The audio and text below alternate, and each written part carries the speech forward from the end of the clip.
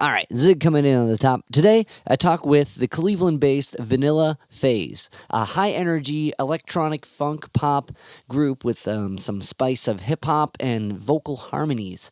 I sit down in their HQ, their studio, the rehearsal space. I talk with G3, Nico Denaldo, Rick Taggert, and Paco Ripley. And these guys are cool. This was a really fun chat. We just kind of hung out. Each one of them had really good music taste, and they're all really great people. And I couldn't, it just kind of, I love talking to peer groups from Cleveland and just seeing how awesome everyone is. It's a good reminder of we're surrounded by great talent and great people. And maybe it's hard to see because we're by it, but it's here. Anywho, we're going to listen to one of their tunes. This is Silent Mess off the Magic Suitcase. Vanillaphase.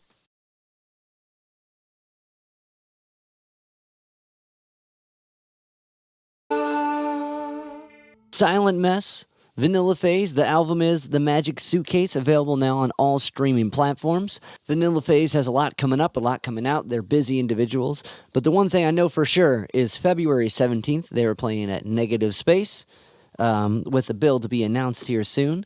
But their act is high energy and entertaining enough that you're going to want to catch them live. That being said, we're going to jump right into it. This is my conversation with Vanillaphase at HQ. This is going to be sick. Okay, so let's go in a round. Let's go. Starting with you, my friend. Taylor Ripley, a.k.a. Paco. And I hit the keys, slap a little bass, and I don't have to play it this high all the time. And if you can't see me, but I'm Paul playing McCartney it up right now. Yeah. No, we everyone gets in on the synth and stuff and the songwriting, but I like to get in on the polishing aspects too, okay. And just and mess with the production and the engineering a lot. So very cool. That's it. Moving on. I'm G3, and I just sing. Sick. Awesome. Just show up Do and more sing. than that. Oh yeah, she does a lot more than that. But I am Nico Denaldo. I vocals and guitar. G3 cuts herself a little short. She does a little songwriting too, but also Paco. We all kind of do a little writing, so I guess you could say vocals, guitar, writing as well. These guys are the big producers. Rick Taggert, producing, songwriting, guitar, keys, wherever I'm needed. Swiss Army knife kind of guy. Like going through like the records and going through like what you sent me with the press packet, it seems like everyone, and clearly with the description of what do you do, is everyone's doing everything. But that also makes a really interesting like dynamic to have like a bunch of Swiss Army knife musicians, as you put it, like because like when it comes to something like producing or like mixing or like a final touch on that, if you don't know anything of that, you're just kind of like, yeah, dude, sounds good, or turn up the bass is what I always get. You know what I mean? Like, but like to be able to have like kind of bits, and that comes from those multiple like different like aspects of being able to work in that. So that's what I think really makes, because listening through Vanillaphase from phase one, the old like the new old dog, new tricks, old dog, One Trick Pony. One Trick Pony. God damn! I was looking at the cover with the dogs. Are those anyone's dogs here? Thank God, no. Our dogs have it all figured out. Yeah, they're good. Yeah. But until Magic Suitcase, it's like interesting, like growth sonically, like that One Trick Pony. Got it.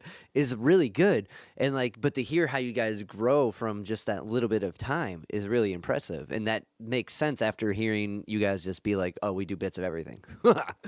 So, to kind of dive into it, we were talking about how this all kind of happened in the pandemic. So let's kind of like build up maybe like where you were at individually and how like this became a unit. Yeah, well, Like during that time specifically, I guess would be a good start point. I mean, actually, Paco, Nico, and I started off before the pandemic playing in a metal band. Yeah? And then What was it? War Channel, it was called. Wow, sick. Yeah, we were playing thrash. Yeah? We love to play, just and doing some covers, playing some death and playing even some Alice in Chains. And we were down here playing all types of stuff, just getting it going. We, just across the board, we have some fun with Bowie and Beatles, but the thrash album, we were just kind of getting it going. Sabbath. The Sabbath, of course, Hell so yeah. things just started steamrolling in that direction after a little while. Okay. Right. So then the pandemic hit. He fucked off down to South Carolina for a while to hunker down in the bunker. And after we realized that it was safe to be around people, Nico and I started getting together, and he kind of had an idea of where he wanted to go with some greasy funk kind of stuff. And I kind of was coming at it from a trip hop and that kind of angle, and we just started throwing stuff at the wall. He clearly had some female vocals in mind, and eventually Paco got back up here. We were lucky enough to find G3, and that's where things started to really take off. Very cool. So like, it's interesting just to go back to the Swiss Army knife of like instrumentation, like playing, like to be like, yeah, we were in a thrash band, but then I got so like, I mean, that's like, I think most metal musicians, most people that are really into metal are really into music as well, and that's like only like a shiny piece that you see. You know what I mean? Like, Absolutely. Like if you would look back in the day at like like a metal guitarist, like it's iPod, you're gonna see Funkadelic somewhere in there, like. Right, Got good taste.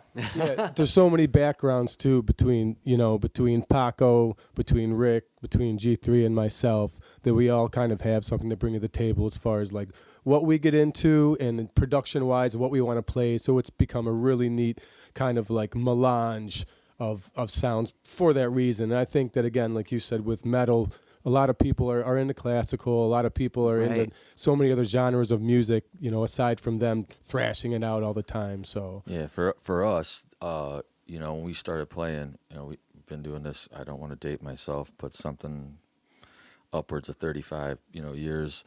We started off playing, I did in punk bands in high school and stuff. Yeah. And, like we were talking about earlier, that band Faux Fear, like stuff like The Cure, doing like New Order covers and Echo and the Bunnymen and stuff like that. So, we started off playing instruments.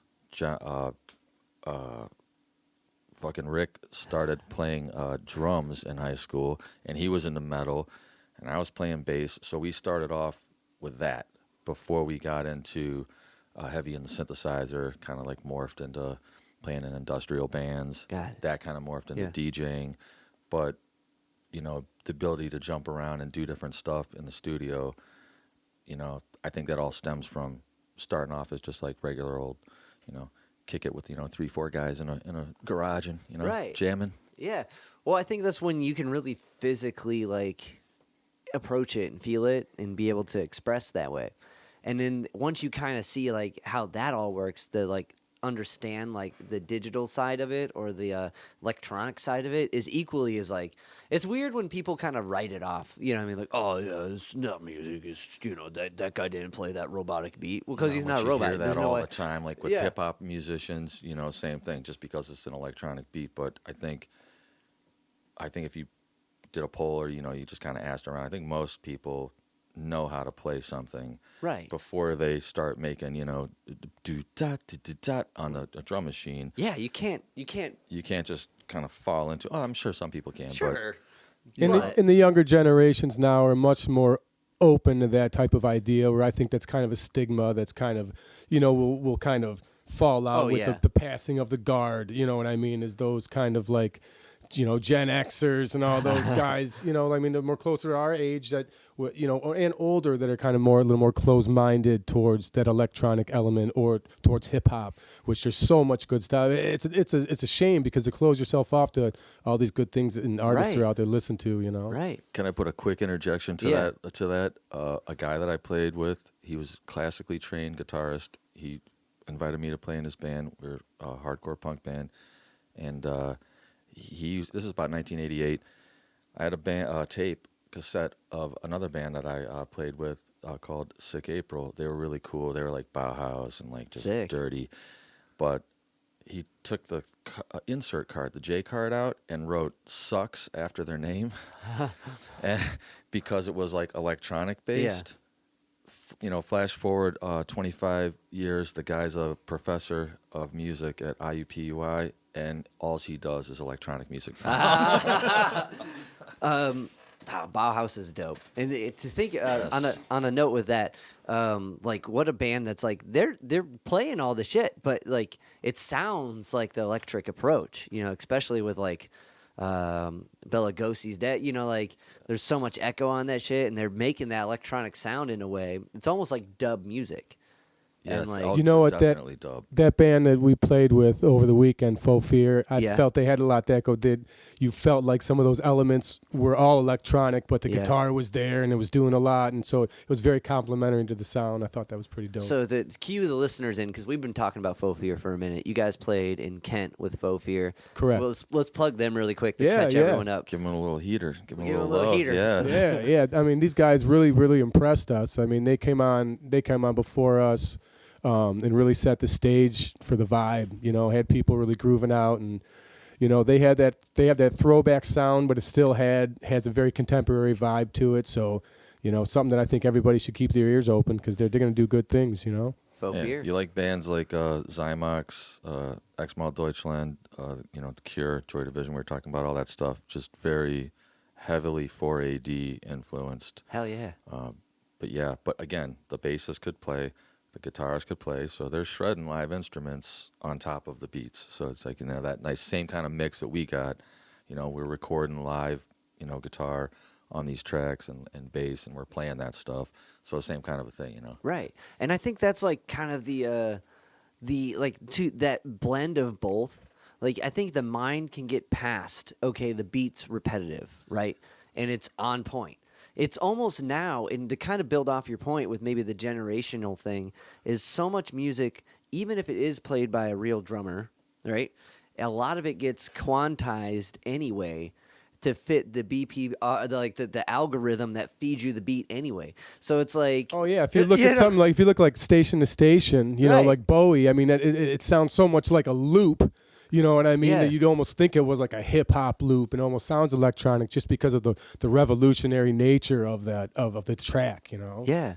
And so I think in a way, like, the idea of kind of perfection is going to overshadow that. And most drummers, if they're not machines, are going to be like what's the one thing they would say about, what's the drummer from the Rolling Stones, who just passed? Charlie Watts. Yes. They'd be like, yeah, that dude was a metronome.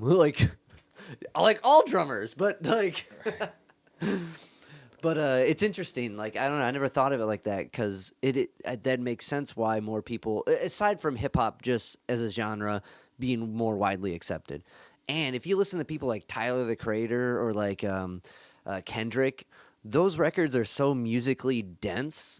Like, just with everything going on, like to call it non-musical is foolish, because it's not. Oh, Like, if you listen to someone like Harry Fraud and the type of depth that he has and the ambience inside Yeah. of the music, I mean, how could you not get caught up in that sound, regardless of who you are Exactly. listening to it? You know?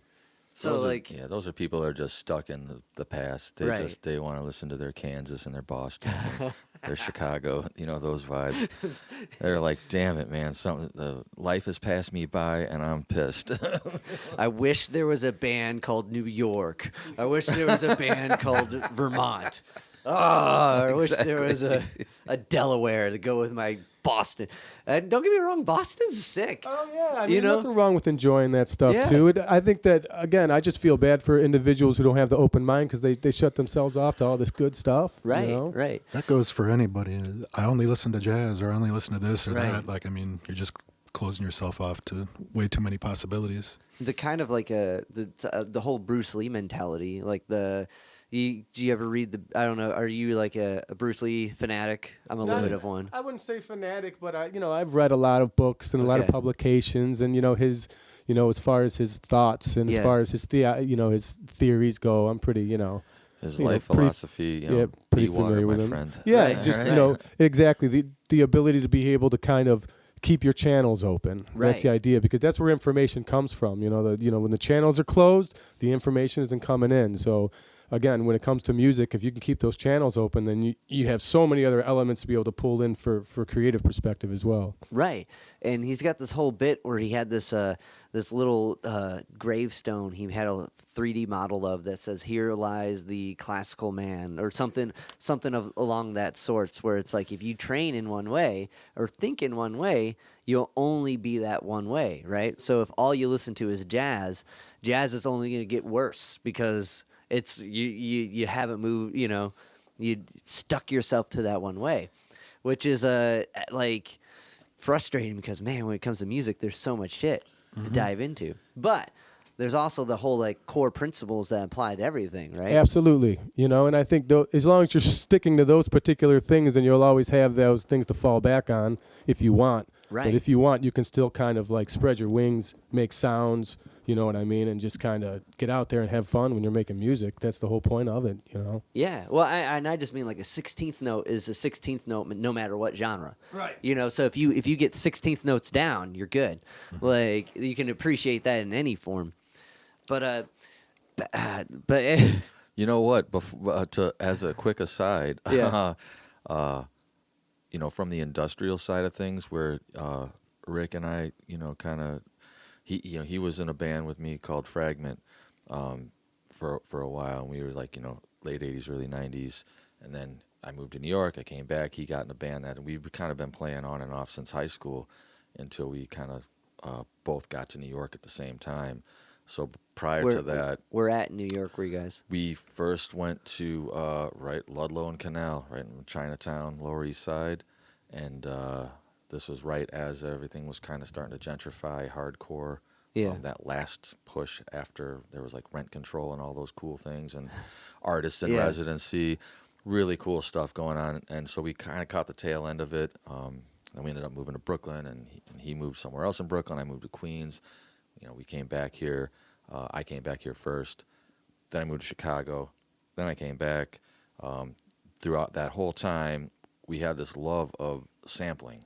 So, we have a sampler sitting behind me, an old Akai S6000, and but going all the way back to the '80s, we'd had keyboard samplers.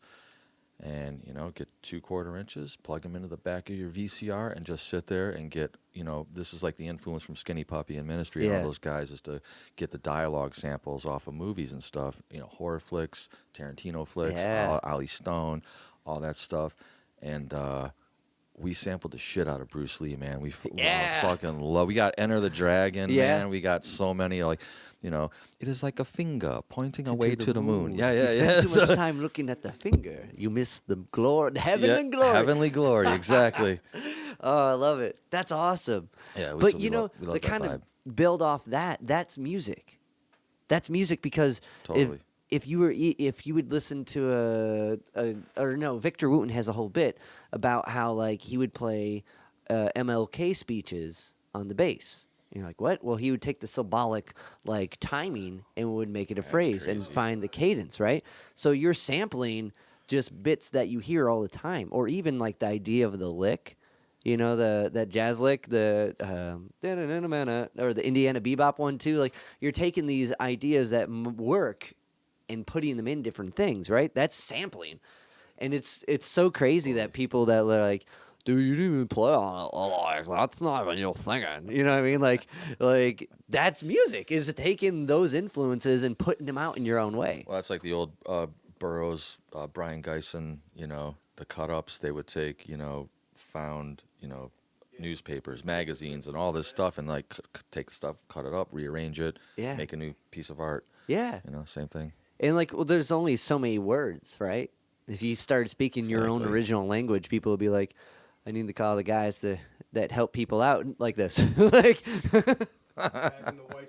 yeah, they're coming. Don't worry about it. We'll get you a zingo, boom, like whatever it is. Like, Speaking of words, what about, let's talk about G3 for a second, because Oh, G3, what up? my favorite thing to do. what you doing back there? She's a big talker. She got a lot to say. What you doing back there in the corner? Just chilling. Just hanging. Chilling, hitting my vape. What's let's kind of get music. So it seems you guys have been working together for a minute. It seems like Where did you guys meet G3, and what's kind of like your musical background? So, my musical background is pretty different. Yeah, sick. Let's hear it. I'm a theater girl. Okay. Mostly. Yeah. Musical or drama? musical Okay. theater. And one of my best friends from school was taking classes at the Kung Fu school. Oh yeah, we didn't put that in there. Like, Nico's Kung Fu school. Nico is a Sifu at the Kung Fu school. Sifu Nico. Cleveland Seafood Nico. Yeah. My best friend since 3rd grade taking classes with him. sick. And they were on a smoke break, and he's like, we need this female vibe, this influence. And she was thinking of me, and she's like, I know the perfect person. Let me set it up. Okay. We all met at like a coffee shop. It was the Root. The Root. Yeah, at the We were Root. talking in about Lakewood. Great place. Nice. It is a great place. And just based off of vibes, before hearing any of the music, before they heard me sing, we were like, oh my gosh, I know this is going to work. Sick. And then the first practice, they were kind of not prepared for me to take charge a little bit, Okay. but they were totally cool with it. Okay. They were like, oh, she's got some like power there. Whoa, That cool. that you can't tell while I'm talking and nervous, but Yeah, a little more on the palette to work with, when you came in here. So, again, that's kind of how it got wound up. These two guys came up to the Kung Fu school to train a bit Yeah? too, and so Oh. that's how I met these gentlemen. It all And started we just at the hit it dojo. off. Started Sick. talking about tunes, playing Yeah? some Sabbath, Then I pulled a groin muscle, and then I was out. And so that's how we were grouped up, and we had started just, snowballing tunes. We started the metal thing, and then when he got locked out of town for the pandemic, we started doing a little thing and throwing something together. And then as soon as he got back, he stepped in with his element of it, and we were like, we need somebody. So when she got on board, the dynamic of her voice is not for backup, so to speak. Yeah. You know what I mean? So we had to kind of restructure some of the ideas to make sure that she's getting like enough of the attention and enough of the, you know what I mean? You guys had that vibe already. You had the intention of you wanted to have some kind of female vocal, like Rick was saying, but they had already gotten somebody that Nico knew, Issa, and she did a couple things on One Trick Pony, and very cool, but definitely not committed to musician's lifestyle. She had other things going on, so it wasn't this. Also, when the first time we heard her, she's saying we were kind of taken aback. It was more like we were just like fucking blown away by her voice. It was so good, man. We were just like, dude, we just hit the lottery, man. Like, she sounds so good. So you listen to a track like Silent Mess, second one on Magic Suitcase, you're just gonna hear like she said, like power, like so nice, and live too, especially. Like she just cuts through everything else and is like sits like above everything, kind of in the mix. It's essentially another lead instrument that that added to the sonic palette, and we really only started to begin to tap it, I think. Was it? Well, so it's interesting because like with theater, right? You really got to project. Yeah. And you learn this whole like mode of doing that and breathing and like. Oh yeah, you learn So, to like- breathe from your diaphragm, Right. which is actually your stomach. But let me not get canceled for saying that. the vocals teachers are going to come out of They're the gonna range. come for me. But the thing is, like most people that play don't think of it like that. Most like people that are doing their own music don't learn that bit or don't know what that means. And like, I think that's super important. And that makes sense why you would come out and be like, boom, as opposed to just like in the background. And even now, if we listen to a lot of music, it's much more breathier. It's very tame and chill, and like it's a different vibe. But the diaphragm thing is where all that power comes from. So Oh, like yeah. when you were doing theater, like what were you doing? What were some of the was this in high school or was this post Yeah, high school? high school. I totally had to focus on working as soon as I got out of high school, and then Yeah. I had a daughter, and that's been most of my life. But yeah, in high school, I had like the lead role in the Yeah. last 2 years of high school. What was the play? What was the? High or school the I was musical. Cinderella in Cinderella, Hey. and then I was Sandy in Grease, Nice. which was hilarious. It was hilarious because I'm in my good Sandy costume Yeah. in the hallway backstage with one of the windows like propped open, and I'm like smoking a cigarette out the window in the high school, dressed as good Sandy who doesn't smoke cigarettes. But Yeah, for well, sure. I was pre-cast as Rizzo until I auditioned, and then the director was like, "Oh, whoops." Yeah, they were like, listen to that. We can't waste that on a side role. That's You go right to the badass. lead.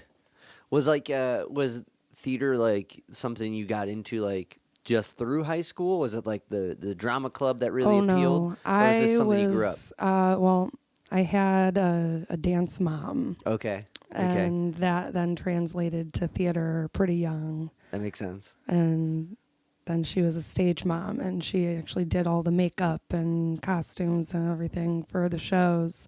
So I had to do every show so that my mom could do it. And then when I finally branched out on my own after high school, it was like, I don't know if theater is really like it for me. I think I want to be more musical, and I'm also a dancer, but the acting is less so. It's hard. It's an interesting like headspace for acting and for like performing in a different way, because like it's like almost like you have to like embody someone else. Yeah. Like for acting, but when you're doing just your own thing, you're embodying yourself, and like that's almost like more mysterious in a way because you don't know what that is. That's ever changing. If you're gonna be Sandy, Sandy's written out, you know? Right. But Well, and as a child and a teenager, like it's very comforting to have Right. like that, like, okay, this is who this person is, because I don't know who I am yet. I'm a kid. I haven't figured out me. But now that I'm a grown up and I like me, it's cool to be me. it's Like John Candy. He's like, I like me. But that's such a like during that time during high school, no one likes me. You know what I mean? Right. Like you're just like and everyone is trying to figure that out, and it's the most like head bashing like time of anyone's life is trying to figure out what that is. I loved high school, actually. Yeah.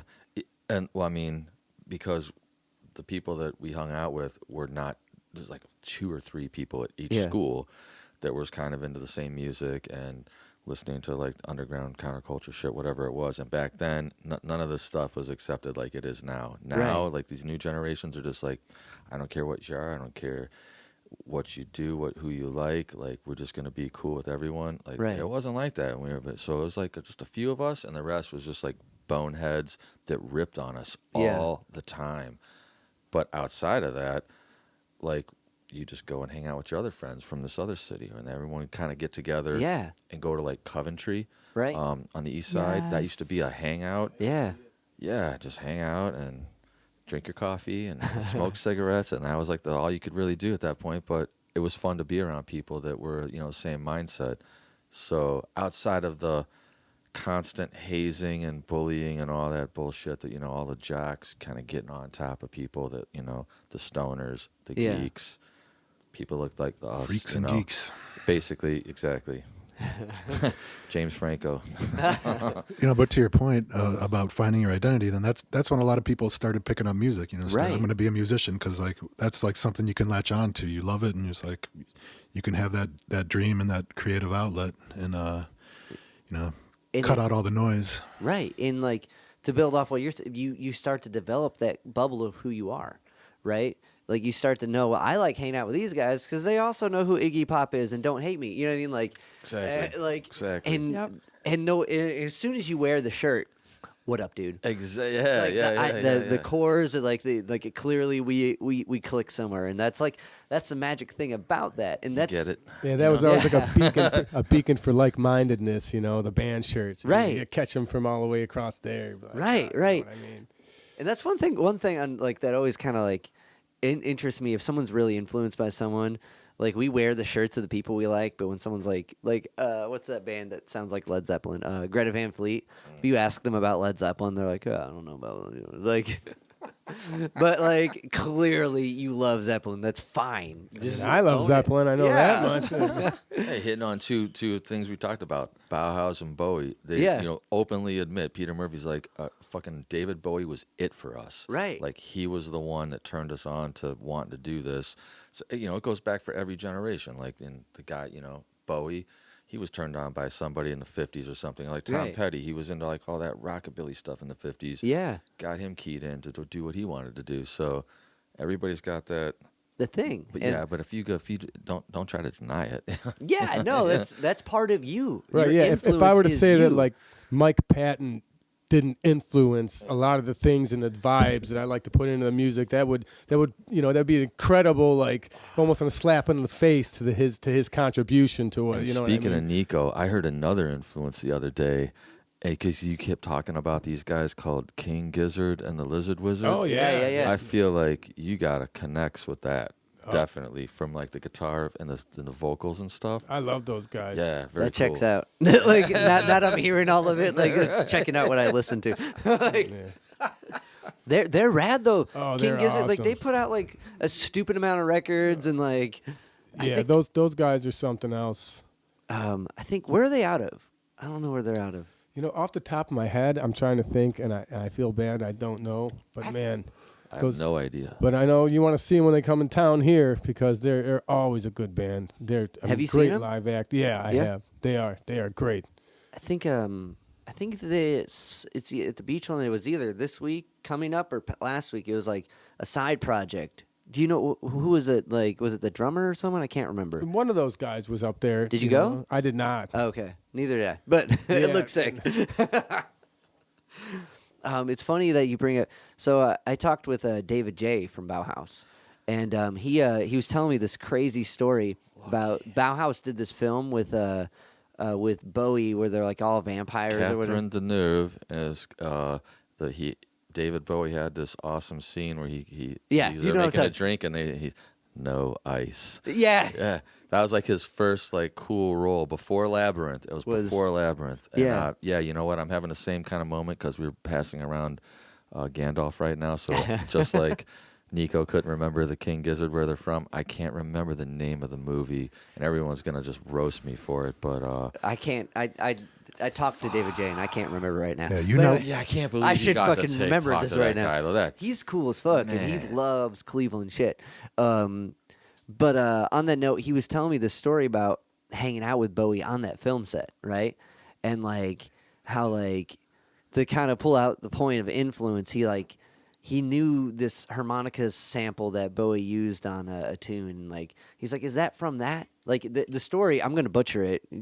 I'll share the thing. You should listen to it. But like. David J is like in the green room and Bowie's like dancing to this old like soul tune and there's a harmonica in it, and David J's back there and like Bowie's just hanging out dancing like, whoa, how's it going, David J? Like, and like he's like, is that the one you used in Low? And he's like, he just winks at him and like that's the whole like story. And I'm like, how would you even keep in mind that Bowie's music when that's happening? I'd be like so like. That was before the copyright, sample clearance issues where you could just take whatever you wanted. It was more of an influence bit. Like I don't think he like direct ripped. Oh, he didn't actually sample it. He played it, and you could tell it's from that phrasing. You know what I mean? Like, got it. And like, at least that's the idea of it. But that goes back to how like incredible that tool is, and like to see it full like straight up. Did you look it up? What's the film? The Hunger. I can't believe I couldn't fucking remember that. But so vampire-ish. The entire, the intro to that movie is Bauhaus playing Bela Lugosi's Dead in its entirety. Right. Like it just is like cutting back to him, and they're like behind, and they're in this cage and right. shit. Right.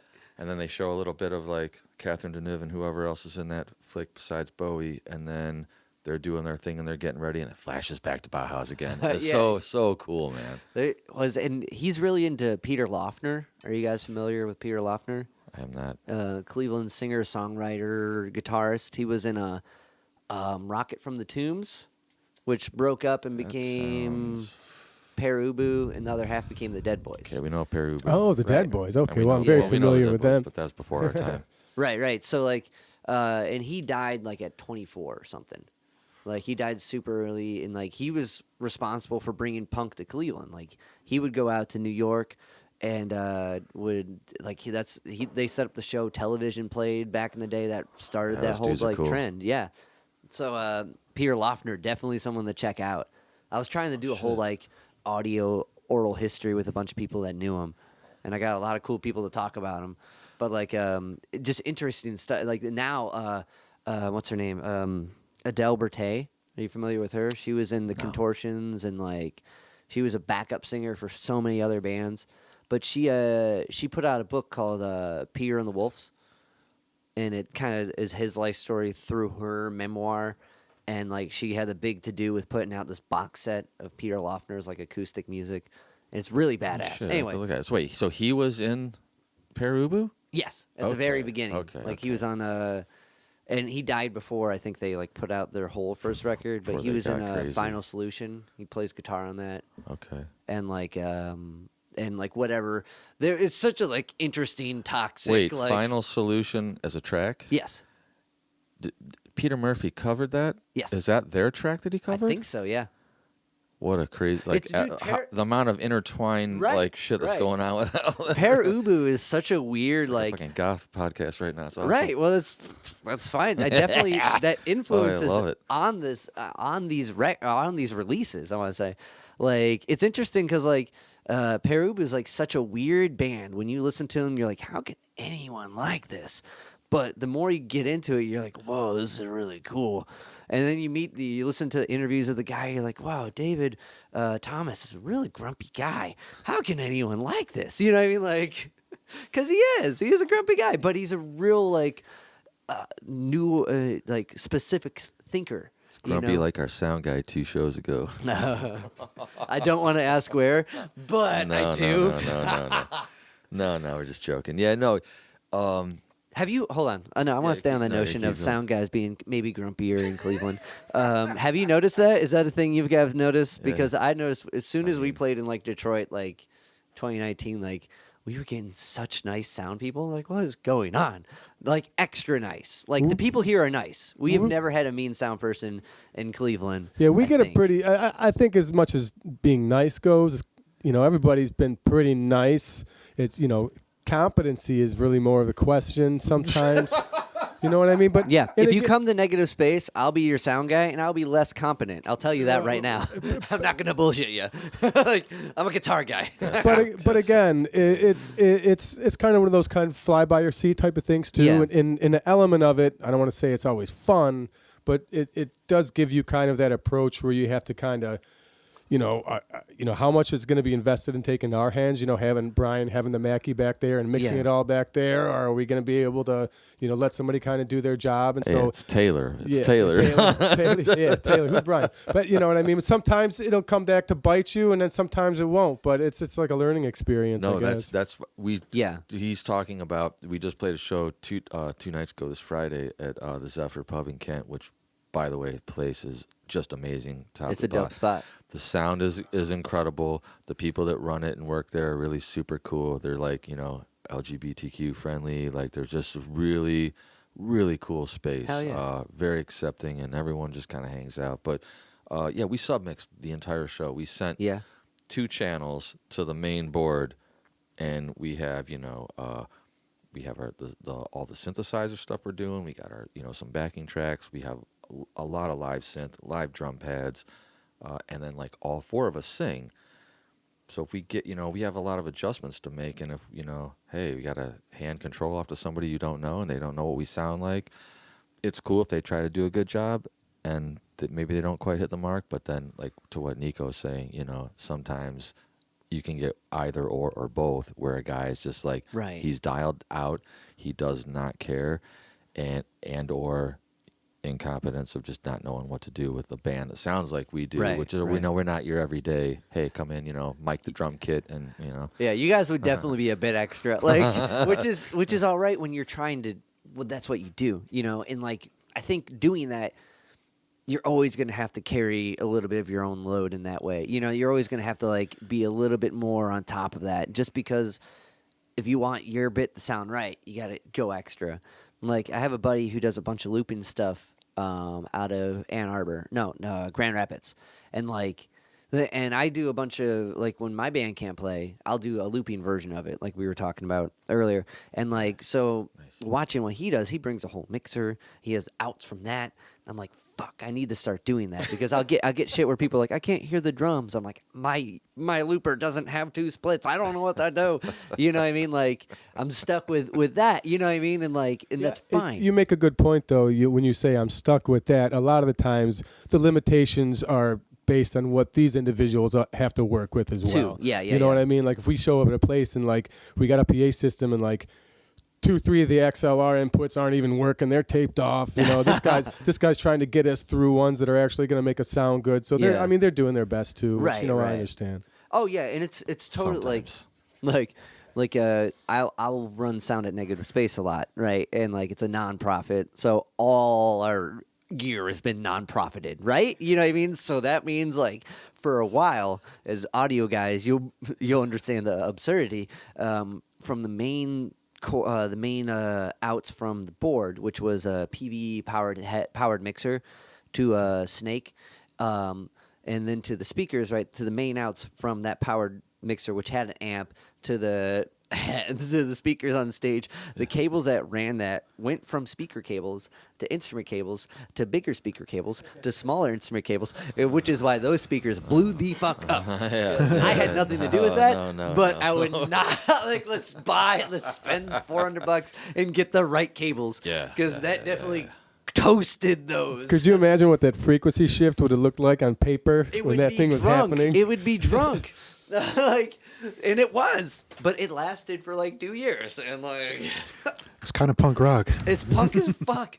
But wiring the old, the guys in Brooklyn wiring the old, the 4 channels and the PAs up to the lampposts, you know what I mean, so they could get their power, like whatever gets the job done. We did a show off of a lamppost this summer. Yeah. See, that's the real deal right there. No, let Rick tell it. Okay, Yeah, let's hear so we story. showed up to play this place that we just played on Friday in September for the first time. We'd never been there, didn't know anybody, but it was Oktoberfest.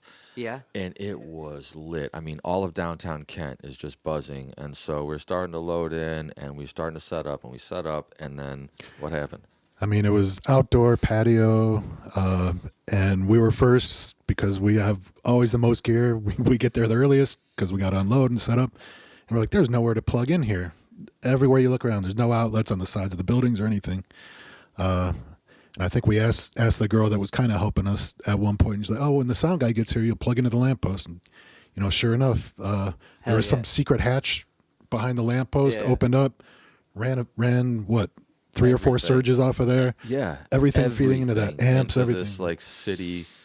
I mean, it must have had like massive amount of amp because I mean, we had like multiple subs and a PA, and then like all our stuff, and I mean, it's not crazy, but it's enough still, that's to crazy plug when into you think- one joint. That's fucking wild.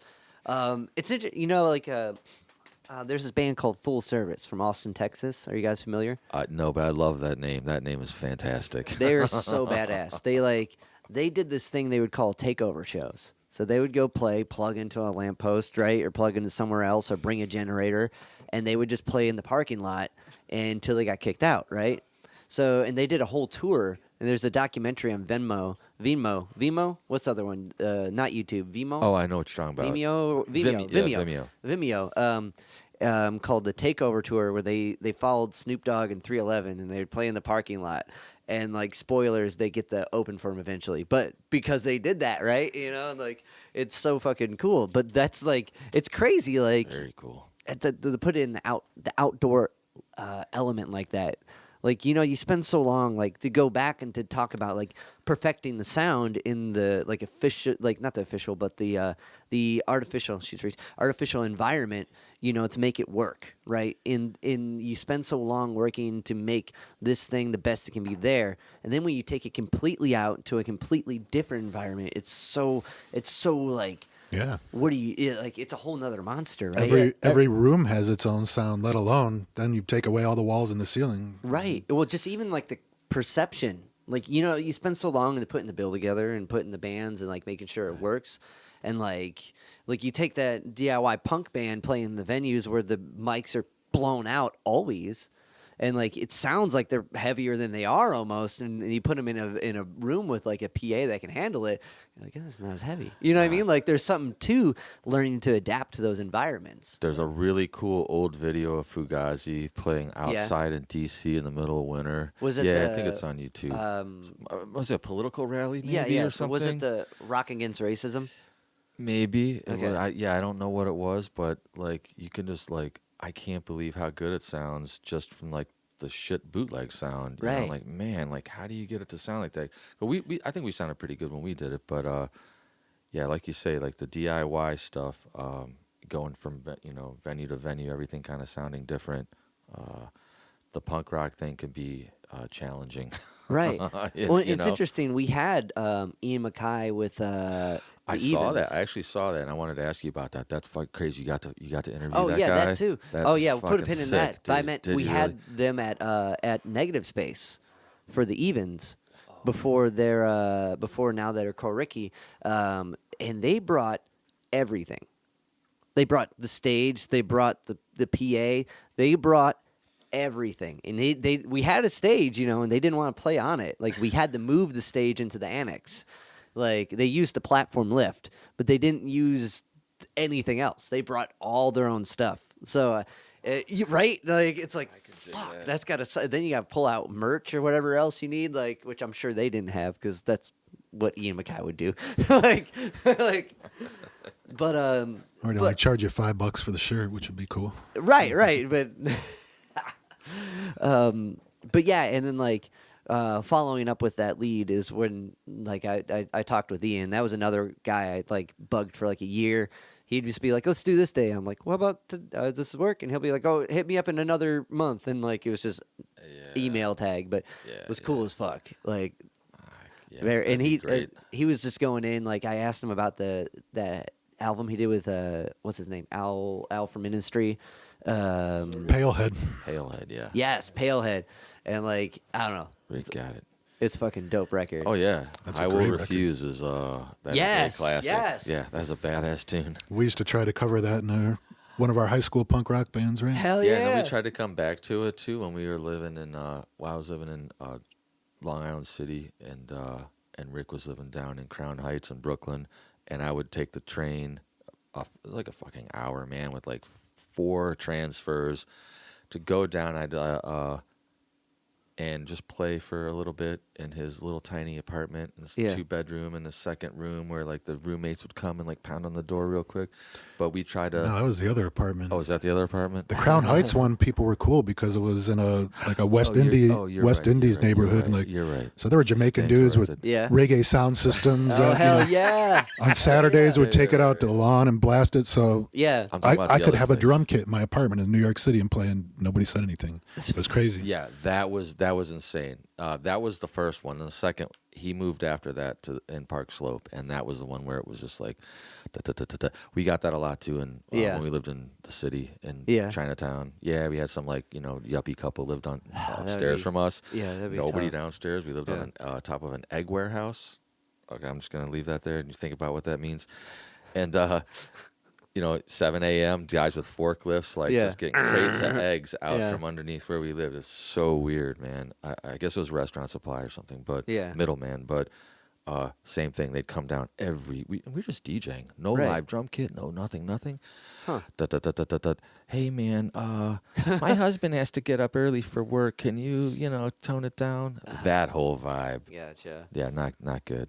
But that was going somewhere with the bass and Palehead. So we used to play Palehead. Hell yeah. So when we were doing that, that's what was it. Yeah, no, Ian was super cool. One thing that blew me away with talking with him was like during that whole conversation, I edited a lot of it out, but he would be answering, like he was constantly going. He'd be like, Dave, hold on, and would walk away, be like, yeah, okay, I'm back. And like, but when he was there, he was full attentive, like, and someone that busy and doing that much for that long, completely on their own, and like like we were talking about T-shirts, like to dive into that specific of the thing, like, okay, now pre-internet, you gotta worry about making like vinyl sleeves and worry about like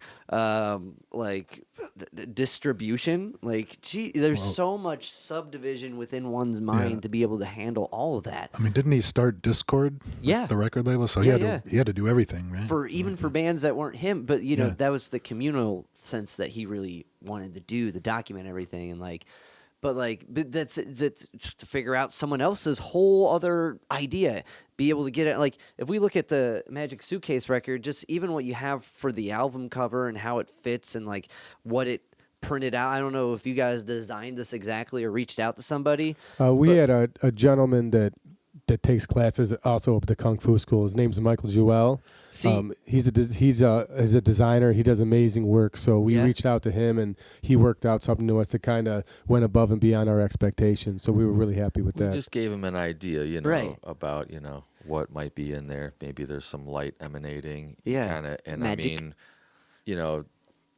obvious, correlation to Pulp Fiction. Right. The suitcase is glowing, and he's like, "What's in the case?" Kind of vibe. Yeah. He's like, "Yeah, I can't tell you. I can't give it to you." He shows it to him, that kind of thing. But it could be that. But it could be something else. It could be dongs and ticklers. It could. You don't. Well, that's don't the thing. know what's in there. Just the to get the 360 pixels per inch, whatever. Just all the specific nonsense knowledge you need to do the one thing you want to do is already enough, and then to worry about new distribution, right? So what's the way to use this? Does like there's so many other things, and to be doing that back in the day when it was all like there was no internet. You could email these things back and forth to, you know what I mean? Snail mail. Yeah, if you wanted to have flyers made or this or that, you were going to have to physically go to these places, get something sent to your P.O. box to pick up or something. It's and word of mouth. Everything's word of mouth. Right. You got to know. Somebody turns you on to a band you didn't know about. The first time you heard Nirvana, it wasn't MTV. It was like somebody was like, "Dude, you should come check these guys out." Or Jane's Addiction. They're playing Peabody's. Right. Like, they're blowing up as you're talking about it. They're becoming like the biggest, coolest underground band, and like they're playing like a small joint like that. Yeah. I highly recommend a show. I told all the rest of the guys in the band. I think it's on Epix. I don't know where else you can see it. It's just called Punk. Yeah. And it's a 4-part documentary. Yeah. I saw they have like Iggy Pop in it. They have everyone Iggy Pop in it. Yeah. And I've only found John part 2. Like for some Barbados? reason, YouTube's like, "Hey, here's part 2." I'm like, "Why can't I find the rest?" Oh no, it's really good. And I mean, they got everybody, all those guys from back in the day that kind of set that Is Mike Watt in it? self-sustaining. Everybody is in it. Okay. Mike Watt's not in it. No, I don't think. But I mean, is Dave Grohl in it? I'm trying to think of and Henry Rollins. Those are the 3 documentary checkoffs you have to have. all those. Yeah, Rollins, of course. Rollins. Yeah. Hell yeah. Greg Ginn from Bad Religion, and then like the guys from like bands that we didn't like necessarily, like No Effects and stuff like that. Wasn't really our cup of tea, but they started with the New York stuff and Blondie and all that stuff, That's and cool. Iggy Pop and all that. England, Sex Pistols, and then they moved on to like once they got to that second or third episode of the third episode, I think, talking about Black Flag. Yeah. All those guys coming up, Circle Jerks. And that early 80s, punk movement. But everything was done by, like, they'd have to write letters to each other. Right. And say, like, this is the place to stay. This is the place to play. This guy is cool. If you play this club, we'll get you in, that kind of stuff. Yeah, it's amazing what it is now with, like, internet. It's it's so much more. But the point, I guess the point being is that determination and that, like, that willingness to learn that nonsense, to do it right and to do it had to be so impactful that this guy's still doing it. You know what I mean? And like he's got this whole spiel about like you don't go back to listen to music from the 40s in the 80s. No one's being like, dude, check out whatever big band, you know what I mean? Like, unless you're a specific type of jazz guy, right? But like, so many people go back to Discord and Minor Threat and Fugazi, like till today, and it's equally as like, boof, you know what I mean? Like, and that music's a little over 40 years old now. Like, oh, look at bands like Blue Cheer and Sabbath, and Right, you know what I mean? right. Like Mott the Hoople, bands like that have, I mean, all these other bands, just all these years, even without themselves knowing it, are taking influence through their music. And I mean, you're talking, this music's going on 60 years old or some odd. I mean, it's amazing that the sand, how it just ripples through the sands of time, and how their commitment still shows now, you know? right. Definitely, and that's what blows my mind about that guy. I guess if that's all I was trying to spiel in one weird sentence, that's what would be. It seems like a lot of those guys just stuck with it and never quit, and now like they're all still, they're like what, in their late 50s, early 60s, and all that, and everybody likes to joke around about Rolling Stones and all that stuff, but like I think it's pretty awesome to see, Right? Most of the guys that you grew up watching and listening to, Still they're still doing it. going, and they're just going to keep going. Well, why would you quit if that's your job? Exactly. Right. I mean, what are you going to? That's all they've It's been also doing your since they were passion in kids, life. too. Right, That's all right. they know. It's who they are, Well, like G3 is saying, you start off, and I got this thing, and I'm doing this, and I'm just going to take that the whole way. It's like Identify with it, and right. Well, that you discover that's you, right? You discover that thing you do, and like those guys prove that. Like, there's kind of this facade that there's this age limit to it, but like Mike Watt still comes through like until COVID. It was like every year. I know I can see Watt at the grog shop. I know, and like he drives the van. He sleeps in the van before the gig. Gets out. Oh, sound man. You know what I mean? Like he's there doing it, and like that's badass. Like that guy's showing that there is no limit to it. And you can make as far out music as some of Watt's stuff is, you know what I mean? And it's still, as long as perseverance will equal success no matter what it is. And I'm sure, like, it's interesting. You guys got this cool, like, you got to start Dojo Records. You got to start something with this, because it seems like a lot from this karate school is growing into a very beautiful creative community. Well, it's kind of like the smoke screen. You know what I mean? That's kind of like we can able pull resources from whatever elements we can in life to be able to throw things together. But I'll be honest, Vanillaphase is such an outlandish project. You know what I mean? It's like, well, this is where the school stops and where the band starts, because we'll leave you off at this track. And like, you know what I mean? Because this is where I stop. And then this is where Nico picks up the torch and does his thing. You know what I mean? But it has been a really neat resource. Again, I wouldn't have met these gentlemen. We wouldn't have G3. Yeah.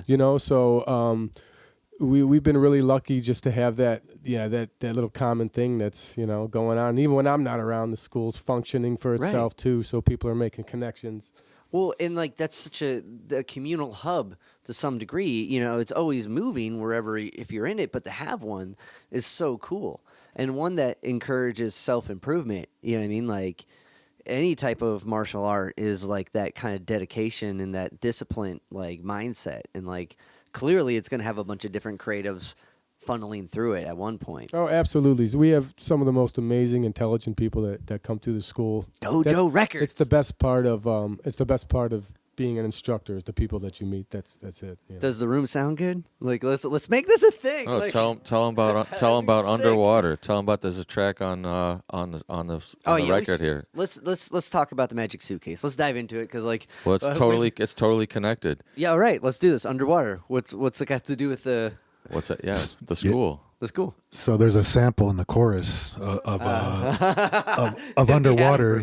It was one of the songs I sort of brought to the table when it was just us two working before he got back up and getting it up and running. And I was like, for the chorus, I want people to say hey, Yeah. And wanted to sound really big. So Nico was like, well, let's go down to the school and Yeah. before class we'll just get the whole group to yell hey. So little Tascam stereo Yeah. recorder. Oh yeah, 13 voices were a lot better than having just a couple, and then we were able to really That's so sick. You got it at Dojo Records, man. Like, it might already exist. You might have to come up with probably something. Totally doesn't. has to. It has to. And Sunroof Records. We find that pretty appealing, and it's got its own fun to it too. The old nothing. There's no good references No, for us. Yeah. Everything just it's all goes greasy. right down the sewer, man. Yeah. Right down the drain, man. So the kind of the concept of this record coming from that Pulp Fiction type of what's in the box situation, like reading through it, I found like it really interesting because typically what I do is I'll listen to whatever anyone sends me before looking into anything about the artist or whatever, just to get a blind listen and like not have any like kind of mindset going into it.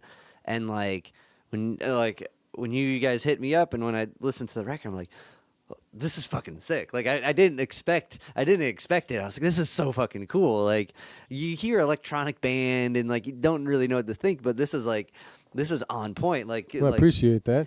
And like it's really fucking cool. And then like I think I went backwards. I think I went from not the Magic Suitcase, but a One Trick Pony until Magic Suitcase, and then revisited the singles. And like I was saying before, it was super cool to see you guys grow until Magic Suitcase. And like this, like every track's completely different. It's a different narrative. And I like reading the idea of like, oh, what's in the case? So like, okay, that makes sense why it's so all over the place. But it's still like is really well thought out and very like some of the things that seem so kind of sporadic are really with any type of art are the most intentional things. Yeah, we try to take kind of a cinematic approach to the writing, you know what I mean? And so then I think that kind of like creates its own tone, you know? So what like with writing for Vanillaphase, what's like that project? What's that like? Because everyone's like a different. I forgot the name of it. Swiss Army knife of a musician. Everyone's got different bits that they're coming into with. What does like a typical writing like we're working on this look like? Well, Rick could break it down for the early parts when I wasn't here. He'd just been continuing to do a bunch of stuff on his own, just make beats and all that stuff. So a few of those in the beginning, or even after I got back up here, beats that he had dusted off, and hey, what about this one? And we just have like a root, and then we kind of just build from there. It's a drum beat, or it's a drum beat and a bass line, and we just build on that. And that whole first record was before this one, before Magic Suitcase. It's pretty much almost done when I just got here, and I just like tweaked the guitar and messed with some levels and stuff like that. But as we kind of started to sit down and pass the pipe and just kind of let the natural energy kind of dissipate, just like flow out and see what happens. Obviously Nico has ideas that he brings in before sometimes, like I want the theme of bills to pay, or like you're talking about the thematic content of, well, what's a sporting man? Well, if you read the lyrics, all the lyrics are on our Bandcamp, by the way.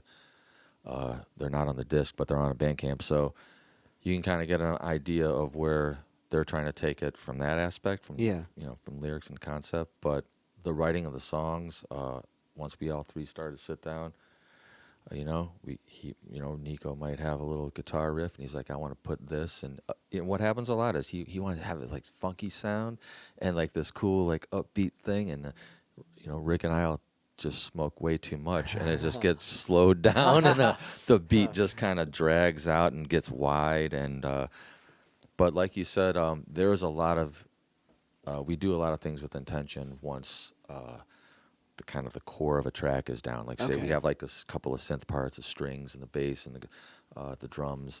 We start to put samples like we're talking about William S. Burroughs, or little other dialogue snippets or little sound effects hits and things like that. Yeah, very very intentional. So clearly, like that's what I mean. Most of these things people perceive as like as random or nonsensical are very much the opposite. You know what I mean? And I think that's just like a reflection of people. We are all kind of random and nonsensical unless you know the person. Like the think that there's a thrash metal band making like hip hop beats in the basement, doesn't make sense unless you know those people. And like, you know what I mean? Like, and that's just a musical term. But now you add different like, and they also like Star Wars, but appreciate the Princess Diana. I don't know, like you just random shit. People are just random things, and we reflect random things. But once you know the narrative of the person, it's very intentional. You know what I mean? Like, it totally makes sense that, like, whatever, but it's knowing that, and it's taking the extra mile to look beyond the absurdities. Not that I'm getting absurd from you guys, but you know what I mean? But, like, when it comes to, I hope like, you do. Yeah, I would like to describe us as absurd. Yeah, if we're dressed in our stage gear right now, you would definitely pick up some absurdity. So, okay, like... But once the frame's there, it sounds like is right when the intention starts, right? Yeah, I mean, you can rhythmic speak frame to of Davey. it. He did half the songs we did were beats that were already done. Right. So. Okay.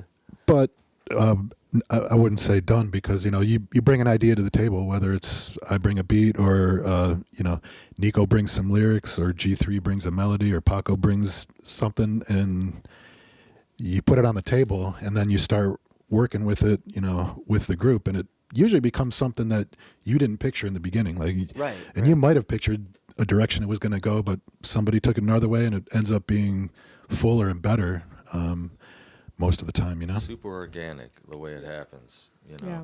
Well, when it's like a thing like that where everyone's coming in, it has to be, like if you try to control too much of that, like unless you present it pretty much done, you know what I mean? Like you can't really like unless you have here's the song, and like where do we take it now? That's the type of thing. But like if it's like a beat, it can be everyone's going to hear that differently.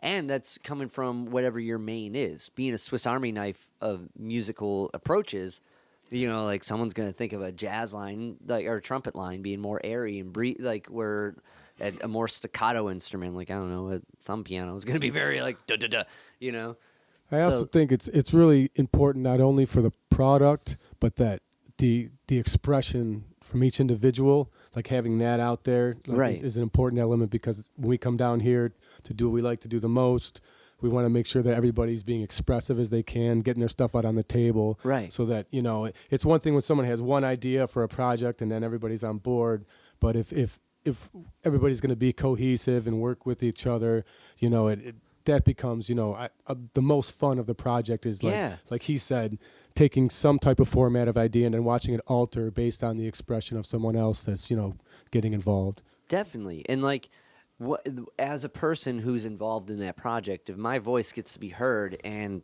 portrayed on it, like I care about that way more than if I just played some bass on it, whatever. Absolutely. Absolutely. You have more of an ownership over it. Right. It's more yours. You identify with it more. The more that you're going to be inside of the track, And as a band, I feel like when we contribute more to a thing and I'm getting more feedback from a thing that I threw on the table and taking more of like their influence with it, like, okay, you want only 3 of those? All right, I don't care. Like, let's do it. And like, everyone gets more like emotionally involved with their creativity.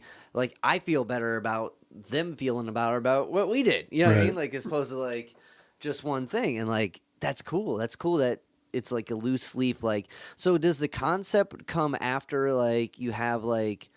I saw that smile. Does the concept come pre or post?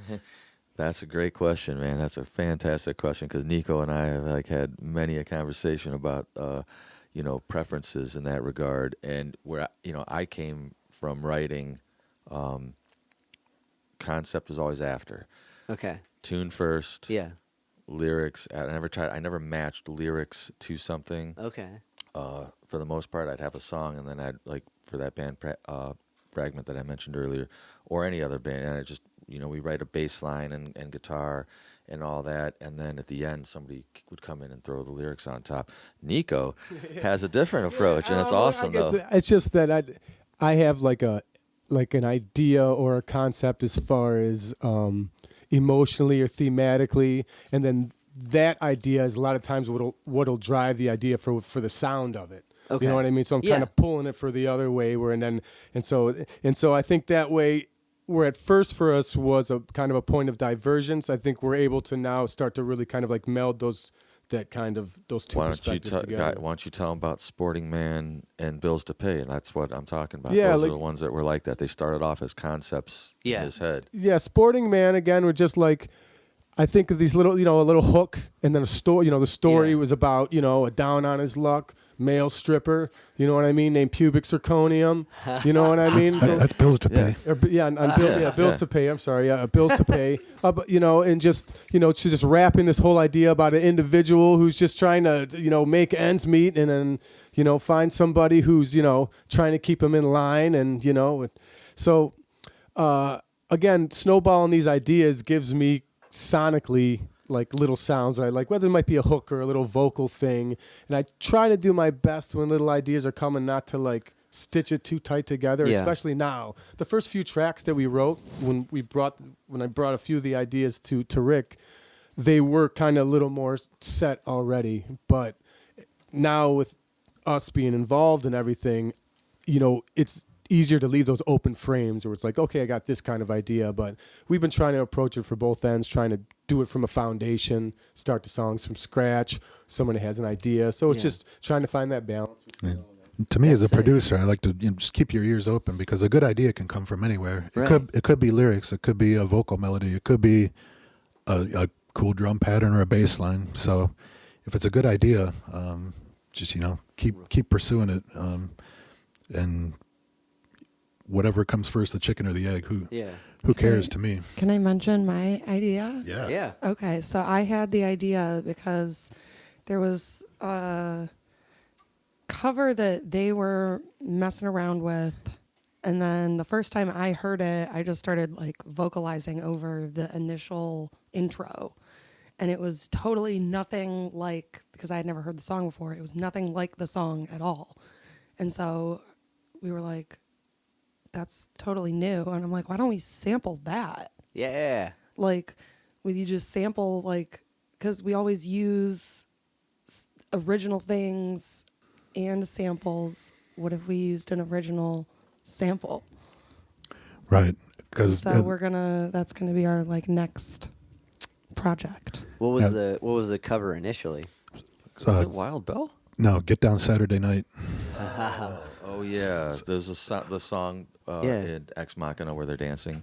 It's Oliver Cheadle. Oliver Cheadle. Get Down Saturday Night, and and we would play it, as an instrumental. It was actually, I would play live drums on it, and Paco would play bass, and Nico would play guitar, and she'll just come up with these incredible vocal melodies that aren't the melody from the song, but so the idea. A voice is another instrument, just like a keyboard or anything, and hers is, will blow out the windows if you wanted to. So, so we could sample that and loop it and sing on top of that. But that's kind of like good times. But it's like taking something that's known and completely forgetting what it is, putting something else on top of it. That had to be. Was that weird coming from like a theater background where it's all pretty like pre-planned, like kind of theater and classical, and like the kind of academic realm of music is pretty like to the sheet, and then they're like, oh yeah, you should improv, and you're like, what? I've learned nothing about this. Well, so a big part of theater, like before you ever get on the stage, when you first meet all the people you're doing the show with, is you play improv games. Oh, so and for like one of my favorite memories from actually a straight theater production, not a musical at all, the only one I ever did, was there was a whole chunk of scene that got skipped because the waiter had all these really similar lines, and he said the wrong phrasing of a line, and we ended up skipping a ton of scene, and I had to like improv and like kind of journalize and report the missed part of scene when it was my turn to say something, and so improv like saved the scene. So that's always been a very important part of theater. Maybe I should be more specific, like the musical aspect of it. For musical aspect of it, there's always in rehearsal, there's make a strong choice. Okay. We're always told to make a strong choice. And that's do something that you think the character would do, not that you've seen someone else do with the Right. character. And so, yeah, there's always a bit of putting yourself into it. Okay. That's cool. That I've That's taken to now be. If it's been difficult for her to improv, you certainly haven't been able to tell. Right, but You that's know what, what I you know, knowing a lot of people that kind of come from classical and more academic backgrounds, they have trouble doing that. Like, we have these kids that run this Mike night in Berea that are all BW students, and they came in with like like a cello and like a clarinet and violin, and it's a bar band, you know, it's mostly the attire, and they would come up and they would jam, and like you could tell they were really getting into it, but they're very rigid, you know. And then the next, like a year later, the violinist is coming in with a Les Paul, you know, and they're trying to do that shit. But they're either from the rip until still now they're completely like amazingly talented and put in hours. You know, that was no doubt. It's just a different headspace that like going through, because I went through CSU and they didn't really like studying jazz. There's more idea and approach with that, but like. In the other courses, they don't really kind of tip you off in that direction too much, you know? So coming from like a musical theater background, that's cool to know, like, and that makes sense with like a lot of like the character stuff, like to develop your own, because the whole thing is becoming that person fully with yourself. So that's badass. Okay, so it goes back to that. Now with like Splendid Daddy, no, hold on. My one thought was before asking about Splendid Daddy. What was the other tune? Fuck. Sporting Man? Sporting Man. Yeah. Sounds like a Watt tune. That's all I wanted to say on that. Sporting Man. Sporting Man. You know? But Splendid Daddy, that was a completely different character. Oh, absolutely. Yeah, like That was awesome. That song's fucking sick. We wrote Sporting Man together. We had a lot of fun. Rick and I, we were like just wrote out the lyrics about it. And again, we like to like take a lot of digs at the patriarchy. Yeah. You know, I think that's one of our, you know what I mean, like one of our little undertones. We like to have kind of like a lot of fun with that. And so, you know, in not taking ourselves seriously, it creates a lot of avenues for writing a lot of good stuff. And so Right. Sporting Man's got that kind of vibe about those individuals out there that, you know what I mean? They think they got it going on, but they have no clue, you know, because a lot of guys just don't know what women really want, you know what I mean? And so that the song's a lot about that. And so that's one of the things that's become so fun about writing a lot of these tunes is that once it starts taking off, we just get ridiculous and we just start blowing it out, you know? Now, is that something, the like kind of ridiculousness and absurdity of dressing up and becoming these characters, is that something you guys have always done musically? It's new to me in terms of, you know, being a completely different character. First time I done it, but, you know. I would, you know, mess with it in my head more than anything. Okay. I mean, I think once you get on stage, I mean, you know, maybe we share the same thing. Maybe all musicians or only a few or most. I don't know. But when I go on stage, you know, I'm not me, really. I just kind of pull out of myself and I'm just in the music. So I kind of like, I pull back. I'm not just me, just, you know, hanging out, you know. Yeah. Smoking a doob, you know, drinking a beer, you know. It's wild. So, yeah, but the actual full-on, like... The regalia? Yeah, it's crazy. That's different. Yeah, I mean, I personally had never done that before, and personally really didn't plan to do this. It's just that when we started getting this music together and it started taking these tones and these ideas. It's weird. How did that happen anyways? I thought of that? I kind of threw it out there, you know what I mean? Been you. Nico came up with it. You know, but again, we just started. A lot of times I might have come up with these little frames of like things, and then we've built on that. You know what I mean? Like, you know, because there was the Nico thing, but, you know, we kind of worked on the Nico thing, and everybody else started developing themselves and their own characters, and it really helps make the music take shape. Right. And it offers as a really good kind of like a platform for us to be able to like be as ridiculous as we want, to be a little bit over the top. You know what I mean? So, you know, so we like to be as much as our music is good, we want the show to be a nice spectacle and people to have a good time. So it just creates another nice element for art and expression. What's interesting is, so it's like you guys are coming from this background of having this musicality, garage, DIY mindset, and jumping into like this kind of character perception acting role, where you are coming from this character role and jumping into it's like a complete balance. And now it makes so much sense why this works so well, and like why as a unit you guys can make this stuff shine so much. And that's so cool, because like the whole acting perspective and becoming this character, right, so like you're saying, to some degree you're hyper version of yourself when you're playing or in front of anybody, and that can be as a karate teacher or as whatever, right? You're always becoming like a different role, but to some degree you're always still you. So to fully immerse in like a completely different character, that's really badass. And then like to have a pro of that coming in and like jumping into the pros for like the music aspect, this is like a really, like as far as a creative like inspiration endeavor, like this is a very positively toxic cool room to be in right now. That's badass. Yeah, I mean, like G3 is gonna be, people are gonna look at her anyway when she's gonna turn heads on stage, but I mean when she gets up there and she's looking like she does, you know what I mean? And she's all systems go and all her stuff's downloaded. And she's ready to go, and you know what I mean? It gives even more for everybody to enjoy, And there'll be some times that I walk in to set up gear, when Nico comes out and I set up again, nobody knows who walked in or what Nico is either. So we get a lot of fun with it. That's cool. And I think like to like kind of like this, not disguise, but to kind of jump into this other person lets the fun happen.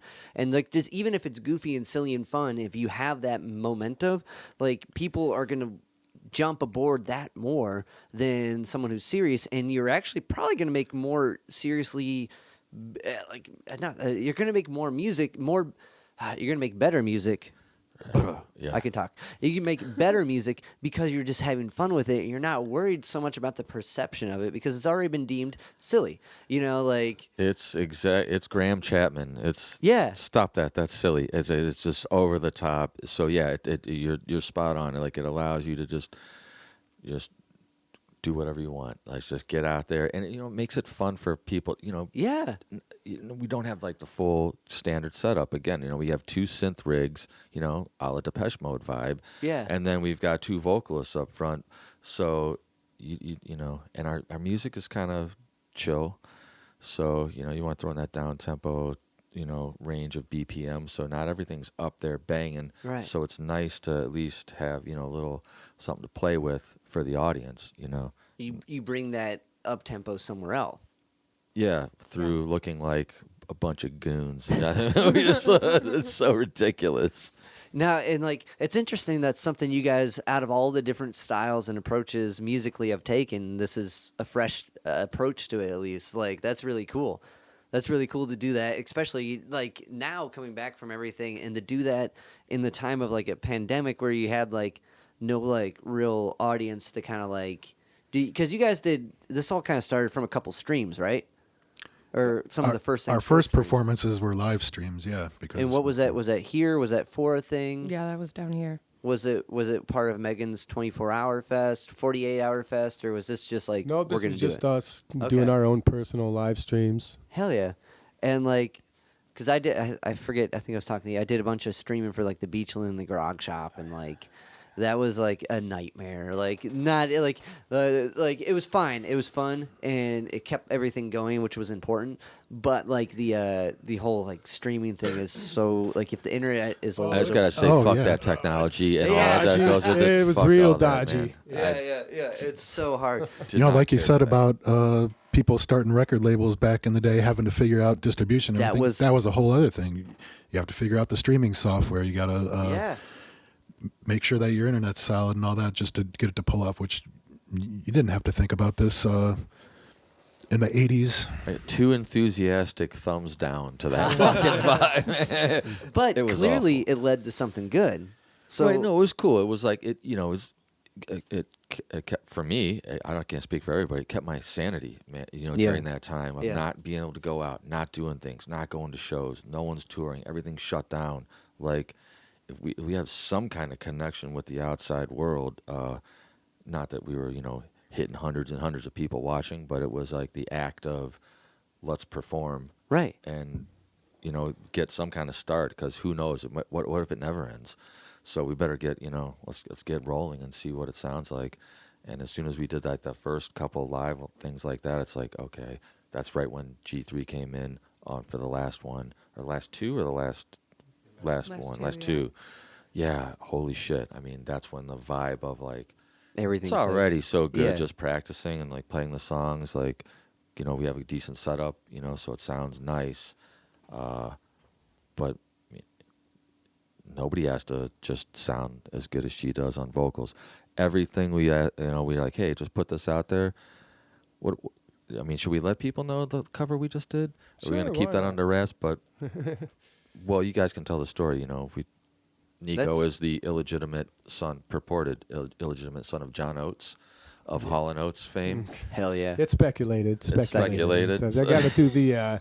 I got to go to the roots.com or whatever that is and really check the lineage on it. Turns out you're 25% oats and 40% Halls. There might be some oats in there. Well, yeah, let's do this. Let's dive into the character bits. Okay, that's badass.